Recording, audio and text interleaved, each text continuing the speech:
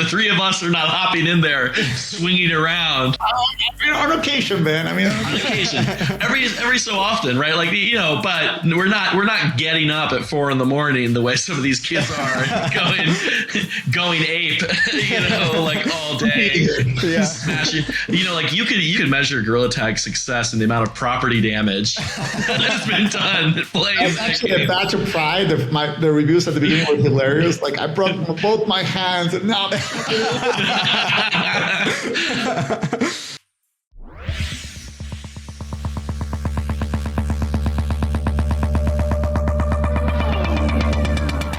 All right, welcome back to the Worlds Beyond podcast. My name is Don Kianian.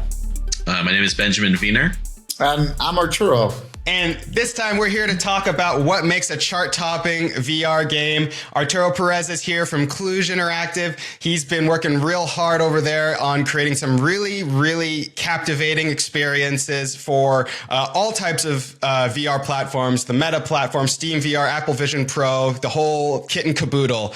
And so we're really excited to have him here to talk a little bit about what goes into making such a successful game and experience. Before we get started, I wanted to say thank you to all the people who have been watching and listening to this podcast. We've been getting a lot of comments over on our YouTube channel, The Worlds Beyond YouTube. Go ahead and give that subscribe if you want to check out the full videos of these podcasts.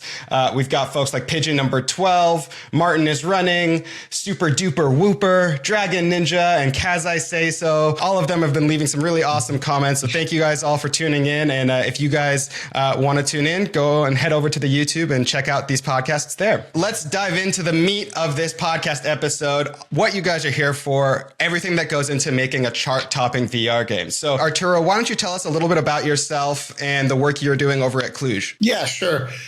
So Kluge actually started as a design agency all the way back in 2007. We started in Los Angeles. And I think the first decade was really building a team cross-functional. We did a lot of creative-led projects across the services spectrum. So a lot of web design and brands and things like that. But at one point we were like, we don't want to. If we make one more website, I think we're gonna be hurt here. So this was back in 2016, and we sort of clearly missed the mobile design route. We try to do some things, and it, you know, people always put us back on the web. So we're like, you know, instead of going to where everybody already went, why don't we go into the future? And we're really interested in VR, being creative led. I think 2016 was the era of flat design. So we're looking to do something way more creative, and VR just seemed the obvious for us. And so we started doing mobile VR experiences. We created a division in our company called Labs. And by 2017, we started prototyping Synth Riders. It was meant to be a prototype. But our creative director, who spearheaded the lab side, Abraham, we gave him one developer for this project, and they just got obsessed. And you know, by 2018 we launched it on Steam, and by October 2019 is when we launched it on Quest. And when those numbers came out, it was pretty clearly our business was about to change. And talk a little bit more about Synth Riders. You know, how did that come to be, and like how has it evolved over the years? Yeah, like as I mentioned, it was a prototype. We had already launched a game which started in mobile VR, and then we ported it over to Steam and Rift back 2016. It was a, you know, I think it got a grand total of like 200 copies sold. It was very much for the sake of completing a game. But then Synth Riders, we didn't think about it as something big. We actually, the name itself, right? It was, Abraham was obsessed with synthwave. So, you know, I was starting to get sick of it, to be honest. It was quite pretty often at the office. And it was his true passion. And so I think his vision, or rather his goal with it was to put every single thing that he loved, from the cyberpunk aesthetics to the synthwave music and style and the visuals from it, his love for Tron and the 80s, and really just went all in. And you got to remember, he's a creative director, so he came at it from the art, right? And so when we first launched Synth Riders, it was early. The prototype, the mechanics were simple. And then what happened is people saw enough potential that people from within Discord and Twitch started really giving us feedback, I think what we did right is we responded to the feedback. Literally, like we would jump in on a Twitch stream and we're like pushing code by the end of it, right? Like that kind of thing. And so I think that got people inspired and got them to build the game with us. There were about, in 2018, we pushed at least 11 big updates on Steam to make the game better. And I think that was the kind of rapid development that got us there. And so yeah, the game evolved naturally. We did not at the beginning, we didn't even have our UI system did not support multiple levels of difficulty per song. It was like every song had a random difficulty, just to give you a sense of how little it was thought out as sort of this bigger game. It was a love letter to everything that Abraham loved. But then as the community encouraged us, we started going like, oh crap. This is great, but now we gotta how do we broaden? And even at one point we're like, do we change the name? Like, do we try to build something else? And it was like, no, this is it. We're going with how it started, and then layering it on top, and eventually diversifying from synthwave and all of that. You guys work with some pretty big artists now on there. Oh yeah. Now it's definitely. I mean, and we also at the beginning it was like very, even the small synthwave artists, right? We didn't even have the big ones. And then it was like, okay, now we can, we've done 3 volumes of synthwave at this point, and we really try to catch them all, if you will. You mentioned that you started with launching it for, SteamVR and Oculus Rift. I think now it's on Apple Vision Pro. When making those versions for those different platforms, was there any kind of gotcha moments? Was there anything where you had to really kind of reevaluate what you guys were doing because of one platform's development style over another, or anything like that? Oh yeah, for sure. I mean, I think the most challenging one was to move what we'd done with Synth Riders in Quest to PSVR 2 or PlayStation, period. I don't think we were on OpenXR. We were not on URP. We had fundamental architecture tooling to redo. We started building it in 2017, right? And so the industry changed a lot. Upgrading our Unity version took a while. So if we hadn't done the things that PlayStation gave us a year leadway, right? They reached out to us pretty early, and they were like, hey, we're going to bring you in as a launch partner. And we were like, great. And then we started seeing what it entailed, and we're like, oh yeah, we need the time. Behind the scenes speak is we asked for a waiver 13 hours before launch time, right? That's how difficult that launch was. But then Apple Vision Pro actually came out pretty quickly. We spoke to Apple on it was 3 or 4 months leadway, and it was because we had all those things. Now with Apple, they were like, we need something different, and so we had to really reimagine it. So. No, it wasn't a straightforward port, and they use, it's polyspatial, so it's not quite Unity. It's like a bridge between Unity and Swift. So it was at the bleeding edge of their technology, and we were working closely with them and Unity to make it happen. So each one had a different set of challenges, and continues to this day. Synth Riders is very evergreen. And it's allowed us to be at the bleeding edge of every technology. And that's what we love in general. And so we see Synth Riders as the way into that, and the way to stay in all of the latest. So if it's 2016, you guys are coming up on the 10-year anniversary. That's wild. That's true. You guys planning any big celebrations or anything special for the 10-year? We started in 2017. I mean, the way I see it, we started in 2007. I stopped celebrating, man. I'm just doing You just celebrate getting it out the door, right? One more chip. Yeah, no, we do celebrate even the Synth Riders' birthday. We have a birthday. It's in June or whatever, but we have debates about when did it actually start. Is that really the birthday? That's what's on Steam. It's we remember it being a little earlier than that, but that's what Steam has. So okay, let's go with that. So yeah, we're just old, and at this point, dates are sort of they are what they are.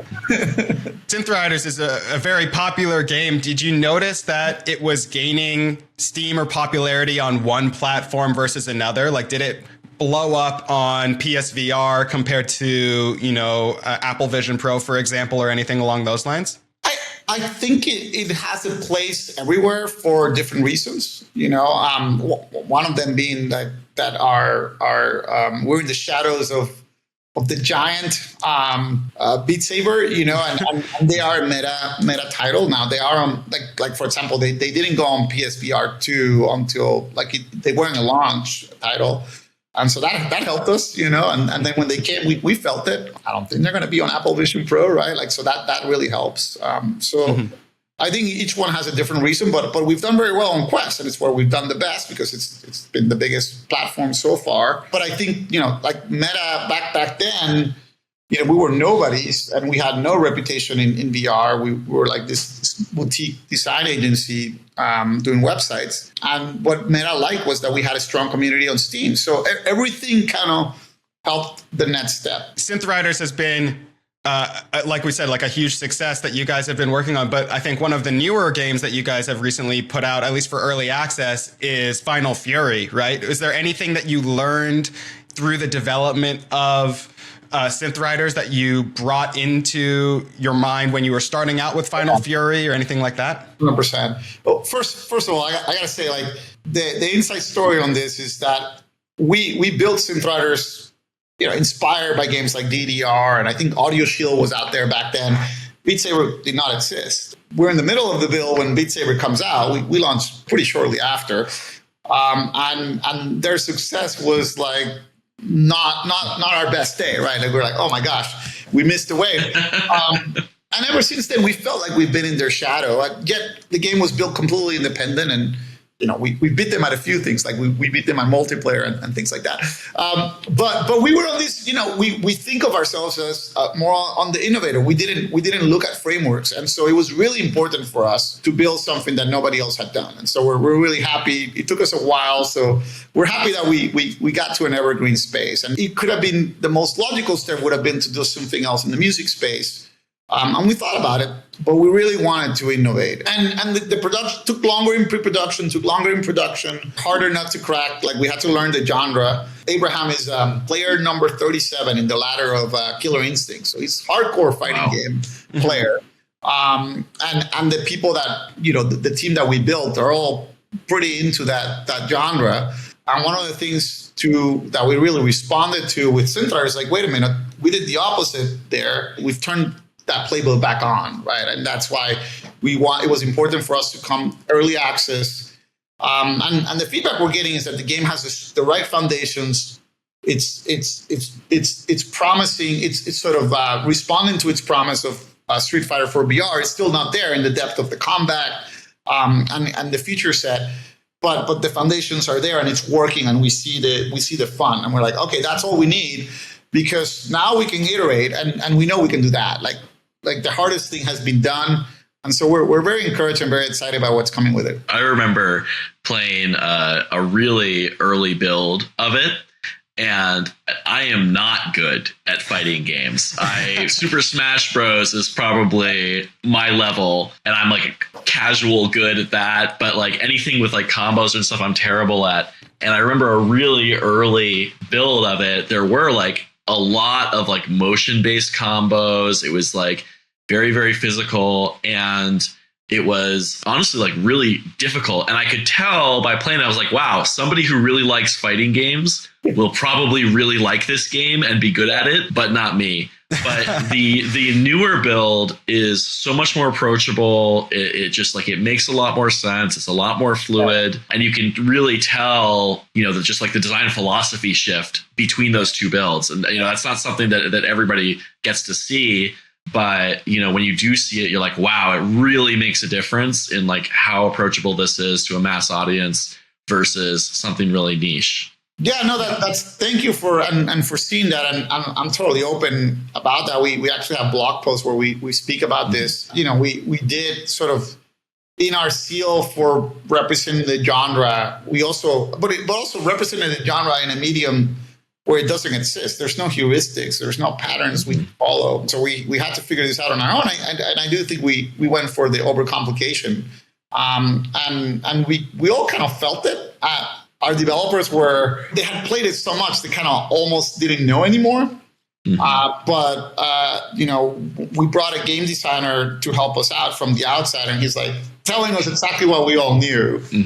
And then we're like, okay, let's rebuild the mechanics. I do think that was the right call. The game is on its fourth year, but I do think it was the right call, and that came about a year and a few months ago. So we actually cranked it. I mean, we have, and the good news is also we have a lot of things that we took out of the game that we can bring back, with edits. So there is a legacy there. There's a depth there. The team's been there for 4 years. Our lead developer and our lead artists are both there for that long, and so I do think it was the right call, and now we have the right game. We wanted to make the game that would set the standard, and not the game that would be like the first, but then somebody else did it better, right? The Beat Saber rhythm game genre. There's tons of rhythm games out there, not just in VR, but just in the flat traditional gaming experience too, right? Fighting games is no different, right? Like Ben was saying, there's the kind of platformy fighting games like Super Smash Bros. Even in VR, half of the games that I was playing on my Quest 1 and Quest 2 back when I had them was like Thrill of the Fight boxing and some of these kind of boxing style fitness oriented type of games, right? How are you carving that niche pathway for Final Fury amongst all the different fighting games or kind of fitness marketed type games? Yeah, so I think the category of fighting, there's not as many as you would think now that we've dived into it, because there's been a few that came in and died or just, they look promising, but past second update, they're not in the scene anymore. So when you look at actually what's happened, there's a handful, but the subgenre of classic arcade, empty. We're the only ones, and so that's how we're seeing it. And I think that's the promise of VR. Look, and it's the same thing with rhythm. We were very intentional about some of the moves we did with Synth Riders. Audio Shield also, who I think was the true VR innovator of rhythm. They did not keep updating that project. They launched a Quest version that was actually pretty poor compared to their Steam version, and Beat Saber took the throne. And then there was a lot of competition. But we really hone in on okay, they're going to be the competitive wrist-flicking game. We're going to be the dance, smooth movement game. And we're actually going to dial down the competition, and we're going to make a friendly community. And we're going to encourage you to make your own moves. And so we really carved out our own space and didn't follow them. And in fact, look, my creative director was so anti-follow that he actually switched the colors. People hated that, right? He was we have the Beat, kind of the Beat Saber colors, but we're in burst. And he's because I don't want to be Beat Saber. And now we give them the option, by the way. So if you're used to that, but we're always looking at our own space. And I think Synth Riders found a really strong footing in rhythm and is one of the leaders because we were following our own beat all along. Mm-hmm. And it's the same with Final Fury. There's a lot, we've tried all the fighting games out there, and we're friends with all of that community. The way we see it is that creating that community helps us find people that will like Final Fury. I mean, the feedback that we've gotten we get encouraged by the most is how they say oh yeah, this is the Street Fighter in VR, and this is the thing I always wanted as a kid. There's nobody else like this game. I hope this game succeeds. And that's what we noticed that they're really rallying. They're championing, and they want the game to fulfill its promise because nobody else is doing it. So I think you have to look at not just category, but subcategory. And I think you have to, in VR, there's still plenty of spaces. If I try to make a classic arcade fighting game in console, I got to fight against 50. In VR, no, and boxing games are very different, and et cetera. Yeah, and there's a lot of that. There's a lot of that in VR. That's a huge opportunity still. I'm curious to get your take, and Ben, from the plants and bugs perspective, I'm sure you've had to give this a fair amount of thought as well, right? How do you, after launching a game, make sure that you're keeping it fresh and fun and engaging for people who have been playing it for a long time? In the plants example, right? Ben, it's a very casual game. People come in, they do their plant stuff. At a certain point, theoretically, someone will have grown and collected all of the plants. At that point, how do you keep it fun for them? Or Arturo, someone will have played as all of the characters in Final Fury, or gone through most, if not all of the songs in Synth Riders, right? How do you keep an eye on making sure things are still fun and interesting without getting super bogged down in maintaining a 10, 15-year-old game if you want to move on to something new? I think that that question is basically how do you do retention, right? Like, how do you retain users? And, I'll say with the caveat that plants and bugs, both of those were built. They're built as content. They're games. We're proud of them. And we're happy that we have had the amount of success that we have. But those were built as portfolio pieces to attract business from Meta and other studios, to show what's possible on the Horizon Worlds platform, to show what my team can do on the Horizon Worlds platform. And with Plants, we had more of an opportunity for that retention, but it was essentially content releases. I know Synth Rider does the same thing. You guys are releasing new music tracks, new art, new background that goes along with it. In the case of Plants, it was new plants. Pretty simple on my end. We did have one larger expansion that really spiked usership, where we added additional features like a day-night cycle. We doubled the amount of bugs. You can keep people interested if the game is good enough, right? One of the games that I have the most hours in is Risk of Rain 2. And they release an expansion every so often, but it's really the same game every time. There's just randomizing elements. But you're not having AI generate a random song and then creating a random set for Synth Riders, right? You guys have a little more white glove than that. Yeah. It's an interesting question. I kind of want to reframe it slightly too, because so when we started Synth Riders, and again on our theme of chasing innovation, I think we were very good at coming up with ideas that our hardcore users love, right? And so what happens when they've tried everything? We were very good at answering that question. So we launched things like power-ups to a multiplayer where you can literally send somebody else in a space invader in the game. We launched this thing called spiral mode, where the stage changes on you and it gives you this crazy perspective as you're playing the game. We were constantly doing kind of far out stuff. We did an algorithmic spin mode where every song can be played in different flavors of whether 360 or 180, 360 wild, really delightful and unexpected turns on stages that were mapped maybe more intentionally, and then ended up randomly being better on spin, right? There was a lot of delight and discovery, but what we're noticing now as we've grown as a company and as we brought more data in is that none of that addresses the user that's playing once a week or one song and they left. And so I think when you think about retention, the hardest thing is actually get people past the first 5 minutes of the game. Mm-hmm. And I've noticed that in our teams, we've had to do a re-education where it's very easy to come out with these far out ideas. You're really curtailing a small percentage of your players. Most players are, they don't have a lot of attention, and you got to guide them into playing more and discovering the things you're building. And I think the mistake that we make as creatives is we put more time in the far out ideas and less time in the small nudges to get them to inch a little further along those extra features. So if I had the problem that they're bored because I've given them everything, I'm already I'm pretty rich already. I gotta say, yeah. The hardest thing is the beginning, and I think we pay less attention to it. One of the things we're very excited about Final Fury, so its critique right now is that you can play first player mode in 30, 40 minutes and the game is done. And then you have multiplayer. But what we're seeing on the data is that the match completion rate is actually higher than the people that complete a song on Synth Riders. So we're okay, this game is getting interest and the people that started are engaged. Now that's got promise, because building content is easy.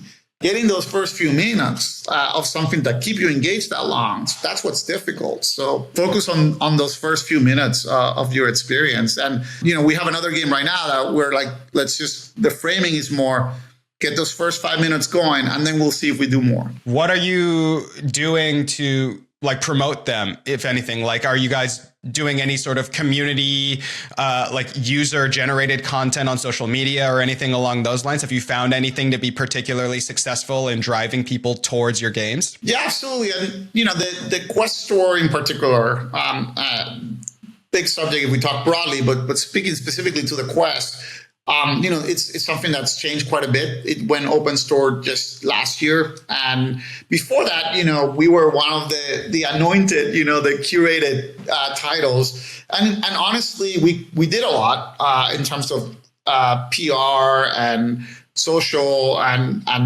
whatever noise we could make to get the word out. But all we really had to do was talk to Meta and get plays. Like that number meant that movement more than anything else we would do. Nowadays, that's not the case. And there's still help, but because it's an open store, because you're competing more algorithmically, and because you're competing with a much wider set of titles and a different set of algorithms that change, by the way. So because of all of that, like off-platform marketing matters more than ever. And short-form video is where it's at. Like what used to be store placement is now a video gone viral. Mm-hmm. So we've had to get a lot better at that, and we're succeeding. We just had Final Fury has its first video with multiple millions of visits on TikTok. Nice. Before that, we weren't barely using TikTok. Like we had Synth Riders videos with hundreds. And the creator model is big because now your own players are your biggest creators. Because TikTok and other platforms like that, in the short form video style, they don't require followers or subscribers to go viral, right? And so now you don't need to rely purely on influencers that have big numbers. Anybody can do it. Also, now we're thinking more about how our game looks. And if I start a game from ground zero right now, I would put a short form video creator in the game production team. Mm-hmm. And that's what all the free to play guys. On the Quest Store, that's what they're doing. The content creation and game development are becoming like an embedded team. Before, marketing would come in once the game's farther along. But you can see it, like if your game has to look good on a vertical screen, it has to be simple enough that the first few seconds, what the gameplay is about. And it's got to be attractive enough to stand out from everything else. Luckily for us, Final Fury, which was not designed with this intention in mind, is distinct enough that it's playing well in short form. The game is changing as we speak, and we've had to do a lot to adjust. Just to touch on the store a bit too, it's not just that because there used to be it was App Lab and the store. Right? They folded App Lab into the store, but they also folded Horizon Worlds into the store, which really, I think, to put it mildly, upset quite a few developers. I remember I was speaking to an XR consultant, and she was telling me that they were getting, they were dropping 90% plus. Attention. Reach is what everybody's reach went down for sure. Yeah, which is wild because Horizon Worlds creators will tell you that their biggest gripe is discovery, when in fact, I can throw something together in an afternoon and throw it out there and have hundreds of people see it.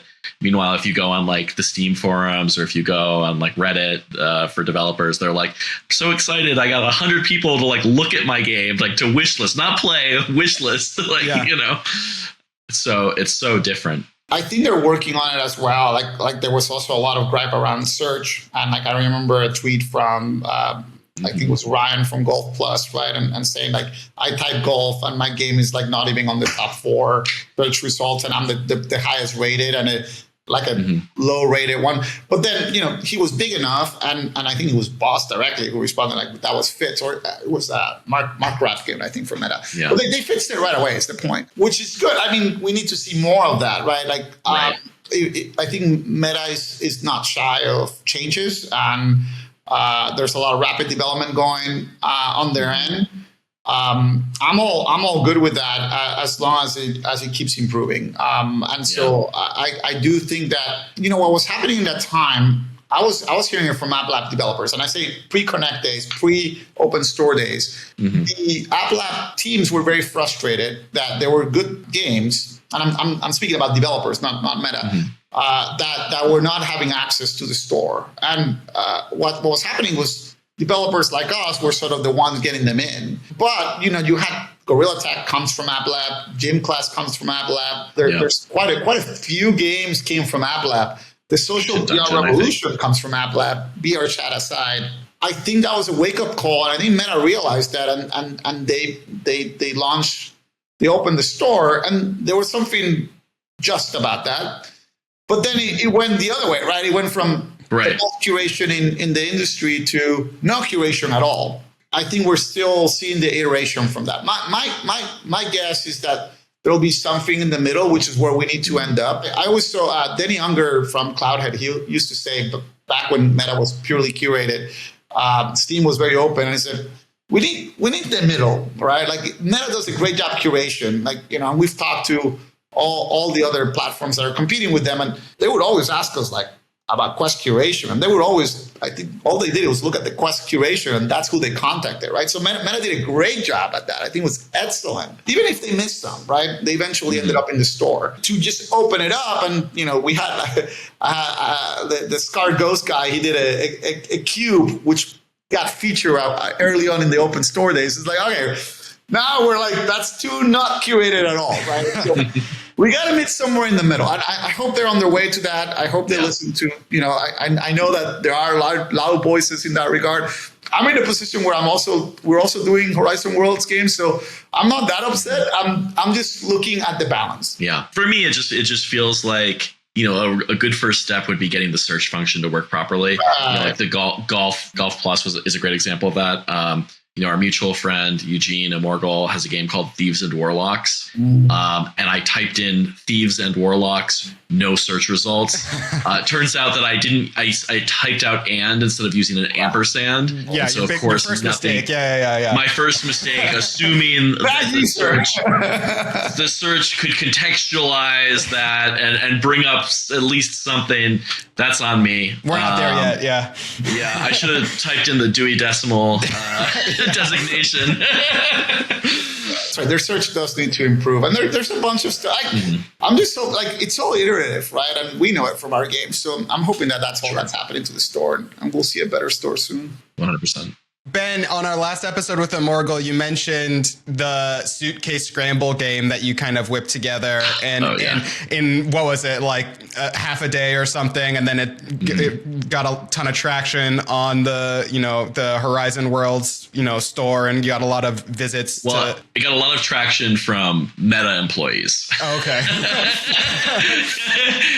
we got a few hundred. We had a few hundred visits, but I think most of the attention that we were getting from that was from Meta, because they were excited to see someone using the AI tool set to put something out that was simple, it was playable on mobile. And right, exactly. Yeah, Meta took a lot of interest in it because it was showcasing the new stuff they were working on and kind of acting as like a case study proof point for that type of development style, right? Similarly with like the big push to mobile that happened a handful of months ago, right? Where, you know, previously they were, you know, spotlighting all kinds of immersive games and experiences, and then they kind of made this switch to, you know, prioritizing the mobile friendly or mobile first ones, right? Arturo, is that something that you've also seen as you've been working on porting these games over? Is it something you're considering as you're developing games, or any new types of games? Yeah, we just published our first, like Kluge published Horizon Worlds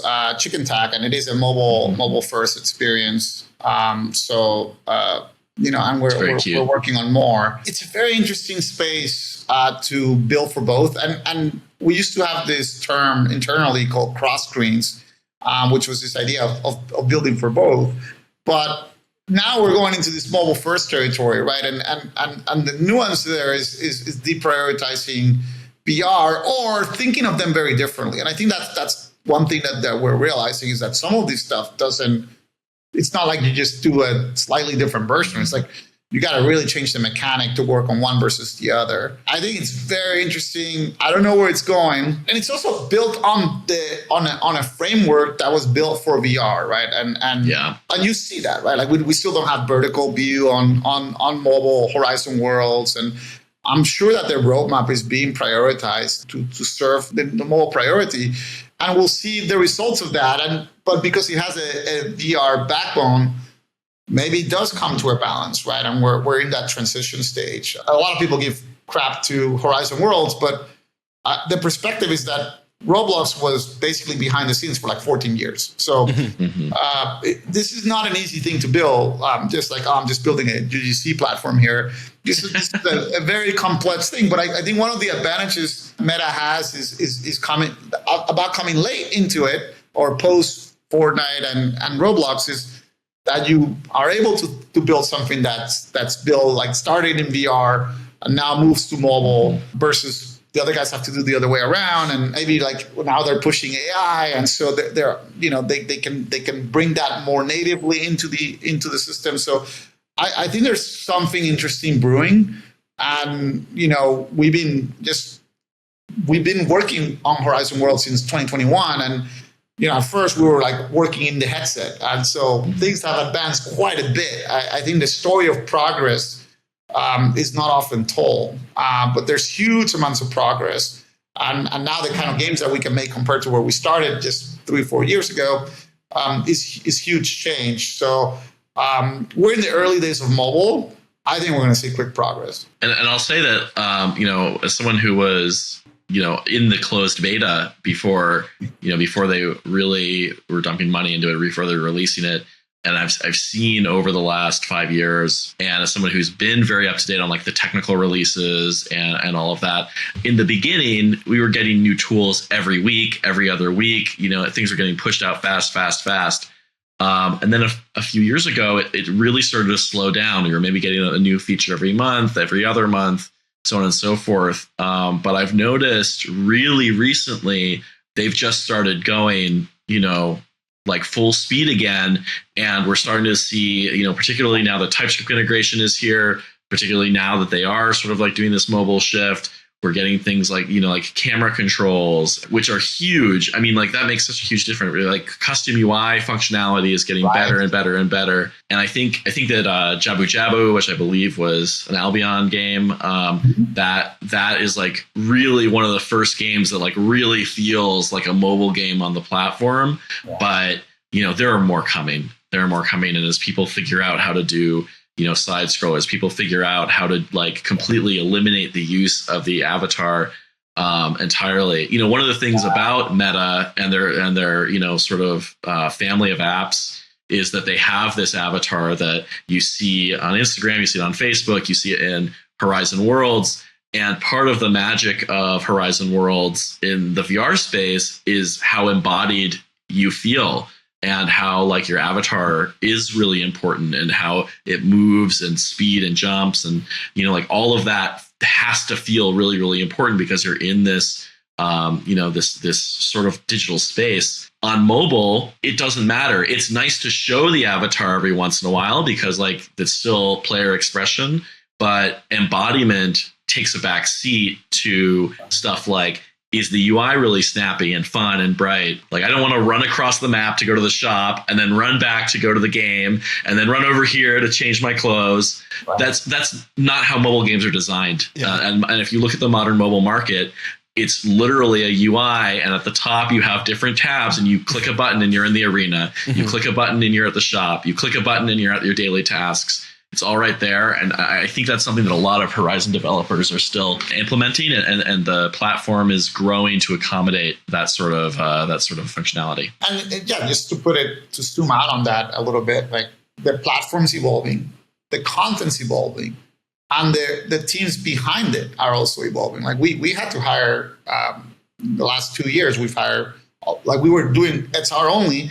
And now we have a ton of mobile game development. We just put 4 contractor positions out, and we're putting mobile. And it's funny because we have such a reputation in XR that I'm getting a lot of XR people. And I'm like, I'm sorry, I really need the mobile game development experience right now. So yeah, there's a lot of adjustment happening. Ben, you're dialing in on that. Like you're so spot on in what's happening. The other thing that has kind of emerged as a trend, at least in the last handful of episodes that we've had and the last handful of people that we've spoken to, is this building the sense of community in these XR spaces, right? And like emphasizing the multiplayer component and the interactivity and the types of, bonds that people who are playing or engaging with your experiences can form with each other in the setting of your world, or using your game as like a backdrop for building those types of, friendships or community, what have you. In my early gaming days, I was never a multiplayer gamer. I was all about, single player, standalone experiences, following a through line, a storyline from start to finish, a kind of encapsulated game experience. Do you guys feel like that time has gone? Like, people will not go for a game that's purely single player anymore. There needs to be a multiplayer component to keep them hooked long term. The idea of live ops, live services is really attractive to big corporations because, growth begets growth. Expedition 33, look at like Elden Ring. I know that Elden Ring has multiplayer functionality. You could remove it. I still believe that it would be like a popular game. The Last of Us, look at, there was like the Tomb Raider series that came out. There was the Uncharted, the Indiana Jones game that came out recently. Those thousands of indie games that are single player. Dave the Diver, Balatro is a single game experience with really very little, if any, narrative at all, and it won Game of the Year. Astrobot is a single player experience. Mario, right? No, single player is here. It's here to stay. I think that narrative experiences are really hard in VR in particular. I think like there have been a few successes like Half-Life Alyx, the Batman game that came out. I have mixed feelings about the Assassin's Creed game that came out, but that's an example of a single player experience in VR that did quite well. The question when I think about like social on VR, and in the context of Horizon Worlds, which is really what my focus has been for the last few years, is that the shift to mobile gaming in and of itself is not a social platform, with the exception of things like Roblox, that audience, that niche. So the question isn't so much like, is the single player experience dead? It's just like, can you make one that's good enough to, make enough money to like put a roof over your head, making mobile experience. Now that I've been shifting recently to thinking about mobile and like seeing what works and what doesn't, I think that the single player experience on mobile is actually a stronger experience than figuring out that secret sauce to get like the perfect mobile and social. And Arturo, are these types of narrative single player only type of games anything that you guys would ever work on at Kluge, or do you guys always kind of keep that multiplayer community building aspect as part of like the undercurrent in your game development methodology? Yeah, our framework's not about single player, multiplayer. We have a framework of quick to fun.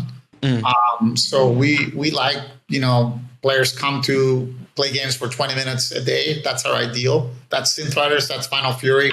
That's the stuff we do in Horizon Worlds. We do have we're building a story for one of our games right now and all that, but I don't think we're the, let's make a AAA game with hundreds of hours and narrative and all that. Like that's not us. And in terms of the social, I do think VR suits itself very well for social. It started with VR Chat and Rec Room and Horizon Worlds picked up on it. And then now you have Animal Company and Gorilla Tag and Orion Drift and Jeeps and so on and so forth, or my friends at Battlegrounds. So I think there's something about voice chat with VR that's really powerful, embodiment, really powerful, physicality, really powerful, and movement. So I think we're going to keep seeing that. In fact, I talk to my free-to-play friends in the social VR space, and they're all growing and happy, and VR is really good. And I talk to my premium friends, and they're all sad and mopey and doing so well. Having said that, I don't think it's an either or. My advice to anytime I talk to an individual or a studio is to listen to that studio or person's heart and who they are. I think that's really important, and know thyself and build accordingly. And I think you can, like as Ben was saying, you can win in any space. You just got to believe in it, and you got to have the right idea in the right time. Yeah, I like that. I mean, as a musician, right, and like a video editor, right, it's immeasurably more difficult for me to get immersed and entrenched in a project if I have no kind of like feelings one way or the other about it, right? Like if I'm working on a soundtrack project for a video that has given me absolutely zero inspiration whatsoever, it's tough for me to, add energy into that situation, right? As we're kind of winding down, wrapping up here, do you have, Arturo, any other tips or advice for, VR game developers who are looking to build either cross-platform games and experiences, or even just advice for people who are trying to build on the Horizon Worlds platform? I guess those are two different questions, actually, because they are they started together and they're having different destinations. I think that VR right now is moving towards the companies I mentioned, the Gorilla Tag. By the way, I see the Beat Saber era. And then the Gorilla Tag era, right? Like if you think about eras, like Gorilla Tag was an era, and it changed the game. And so if you're looking at VR, that's your North Star. You should be checking those games out. The free-to-play social games. Start with Gorilla Tag. Embodied experiences. The entire UX is your movement, and you navigate the world not through UI, but the very opposite, right? Whereas Horizon Worlds. Bring your mobile game development experience, because you're sure going to need it. And if you are a VR person, you gotta start thinking more about UI. So they're actually moving farther away. There is success in both. Just gotta read the market, and things are changing fast. The one piece of advice I would have for both is don't spend a lot of time in production. Don't spend a lot of time building a game. If I had to do anything differently about Final Fury, and I'm very happy with its result, but we're 4 years in, I would have given them a tighter timeline and be like, launch it. So, because just ship it, just ship. We're in an era also where I don't think players, at least for these spaces, are as precious about the polish.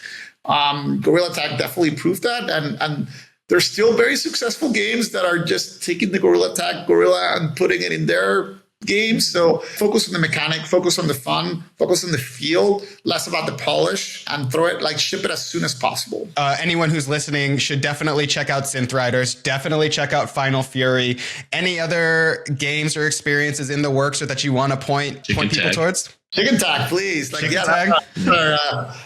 We just launched that a few weeks ago. Soft launch was April, and we launched this month. So that's our our tag game. In it's we have a lot of experience in platforming games in Horizon Worlds, and this is using that to make you follow each other. You become a chicken, and the longer you are the chicken, the more you are likely to win, and then you have a lot of rewards and progression systems, and it's a lot of fun social as well. If you have a few minutes to spare, you can load it from your mobile phone, and then you can go and do it as well. Awesome. And then is there anything that you're seeing in around the VR space that's making you excited for the future of VR game development? Like I know when Immortal came on, he was really excited about Meta introducing like the player scale control. So that made its way into into some of the games that he was working on. Are there any new features or upcoming features or tool sets that you're really excited about or looking to hopefully get your hands on?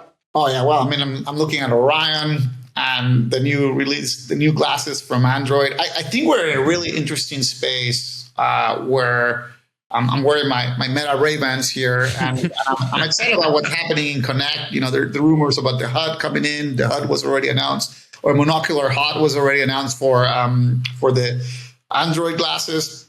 So I think we're in an era where AR is also coming, and we're competing here. This is the this is the PC and this is the mobile phone, right, of the future.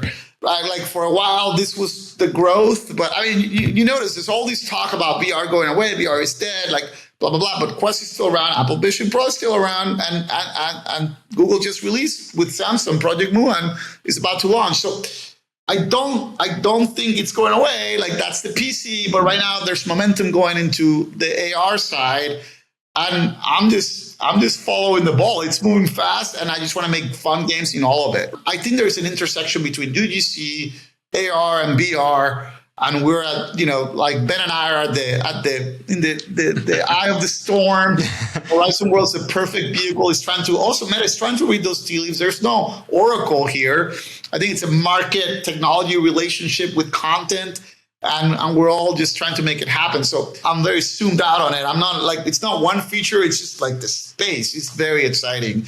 And it has its peaks and valleys, but it's never without fun, People say like, oh, VR dead, VR isn't working. The people who are saying that are adults, right? Like they're people in their 30s or older who are commenting that is not the audience right now. And if you look at like Nintendo and Xbox and PlayStation and all of those, at the time they were viewed as kids' toys. They were viewed as like a fad, right? The internet was viewed as a fad, and it was really the youth of that generation that really like glommed onto that and really took to it and learned it and grew up with it.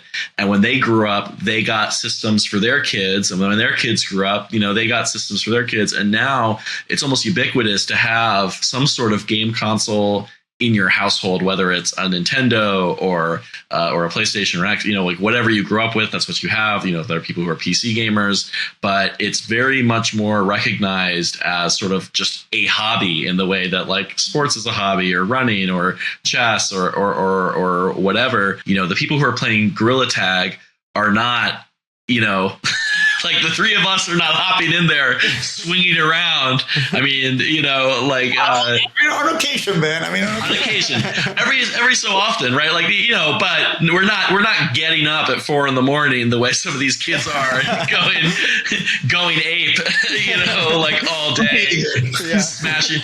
Like you could measure Gorilla Tag success in the amount of property damage that has been done playing. That's actually a badge of pride.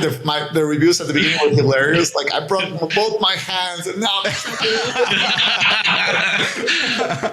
So I think in like 10, 15, 20 years, every household, or the majority of households, are going to have VR headset in their house in the same way that we have consoles in our house, or whatever that evolves to be, if they're like super glasses or what have you. Yeah. I mean, Arturo, the way you described it as like the desktop computer versus the mobile phone of the future, like that picture makes a ton of sense to me as you go forward, right? It's like you've got, people who don't need the full heft of a VR experience, but they want kind of like the heads up display of like their messages or the weather or whatever directly overlaid onto their glasses, right? And then meanwhile, your kids are at home swinging from vines and punching holes in the wall and all that good stuff, right?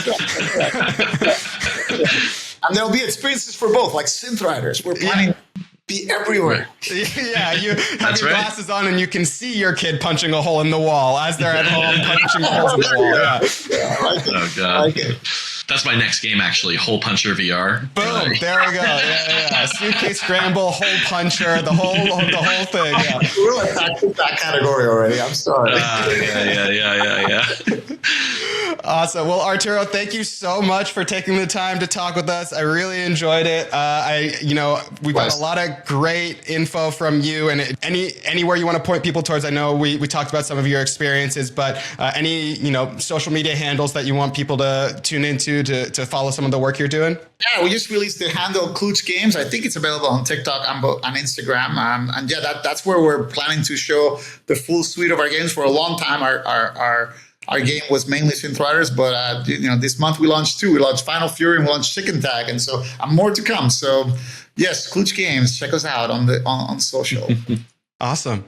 Well, yeah, thanks again for joining us. For all the listeners, feel free to subscribe, leave a review, all that good stuff. And we hope to see you on the next episode of the Worlds Beyond podcast. Thanks for listening. Thank you, guys. Cheers.